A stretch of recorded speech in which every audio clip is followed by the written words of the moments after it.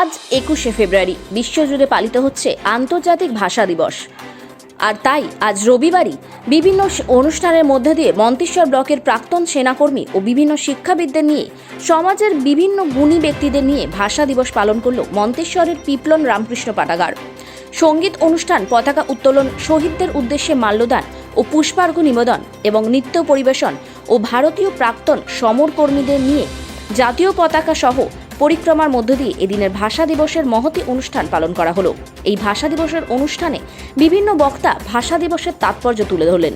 এই অনুষ্ঠানে উপস্থিত ছিলেন বর্ধমান বিশ্ববিদ্যালয়ের অধ্যাপক ও গবেষক বিকাশ রঞ্জন মুখার্জি, হুগলি জেলার বাগাটি কলেজের অধ্যাপক খৈরুল আলম ও মন্তেশ্বরের মালডাঙ্গা রাজেন্দ্র স্মৃতি বিদ্যালয়ের প্রাক্তন শিক্ষক দেবনারায়ণ মণ্ডল সহ ভারতীয় প্রাক্তন সমরকর্মীগণ। ভাষা দিবসটাই বলছি। ভাষা দিবস শুরু হয়েছে, সকালে সমতি দিবসের কাজ শুরু হয়েছে, করে দিয়েছি আমরা দৌড় প্রতিযোগিতা করে দিয়েছি সেটাই। এরপরে আরও অন্যান্য প্রোগ্রাম আছে, সেগুলো খেলাধুলো ইত্যাদি নিয়ে।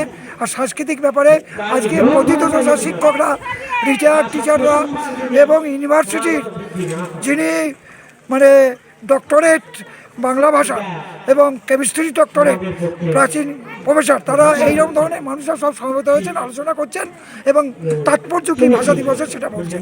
পূর্ব মেদিনীপুর থেকে পূজা দাস উকিলের রিপোর্ট, নিউজ অফ ইন্ডিয়া।